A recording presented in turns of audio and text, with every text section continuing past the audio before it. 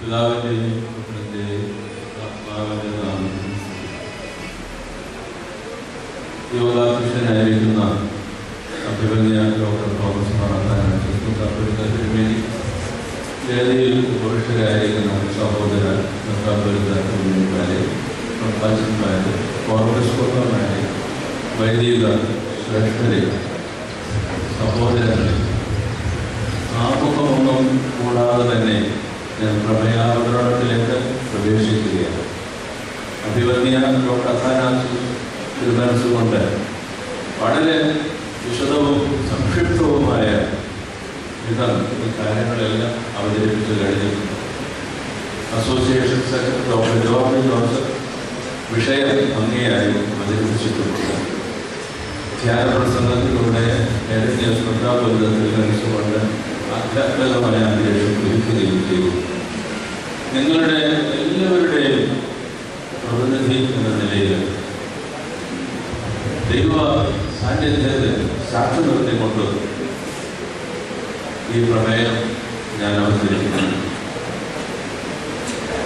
Kolenchery Saint Peter's and Saint Paul's Orthodox പള്ളി 1934 മലങ്കര സഭാ ഭരണഘടന അനുസരിച്ച് ധരിക്കപ്പെടേണ്ടതാണെന്നുള്ള ബഹുമാനപ്പെട്ട കേരള ഹൈക്കോടതി വിധി നടപ്പിലാക്കണമെന്ന് ബഹുമാനപ്പെട്ട കേരള സർക്കാരിനോട് ആവശ്യപ്പെട്ടുകൊണ്ട് പൗരസ്ത്യ കാതോലിക്കായും മലങ്കര മെത്രാപ്പൊലീത്തായുമായ മോറൽ മാർക്കസ് സേലിയോസ് മാർത്തോമാ പൗലോസ് രണ്ടാമൻ കാതോലിക്ക ബാബ തിരുമേനി, കണ്ടനാട് വെസ്റ്റ് ഭദ്രാസനാധിപനും പരിശുദ്ധ എപ്പിസ്കോപ്പൽ സിനോദോസ് സെക്രട്ടറിയുമായ അഭിമന്യ ഡോക്ടർ മാത്യൂസ് മാർ സേവേറിയോസ് മെത്രാപ്പൊലീത്തായും അനുഷ്ഠിക്കുന്ന ഉപവാസ സഹന സമരത്തിന് മലങ്കര സുറിയാനി ക്രിസ്ത്യാനി അസോസിയേഷൻ അംഗങ്ങളുടെ ഈ സമ്മേളനം പരിപൂർണ പിന്തുണ പ്രഖ്യാപിക്കുന്നു.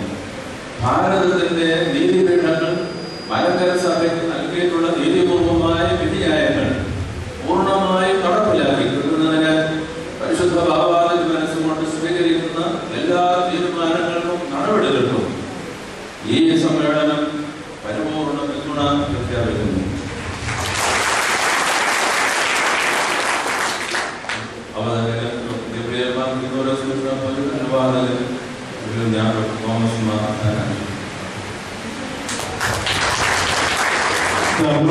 ക്ഷേത്ര ഭൂമിയിൽ നിൽക്കുന്ന മലങ്കര സഭാമക്കൾക്ക് കോടതി വിധി എത്രയും വേഗം നടപ്പാക്കി തരണമെന്ന് ആവശ്യപ്പെട്ടു.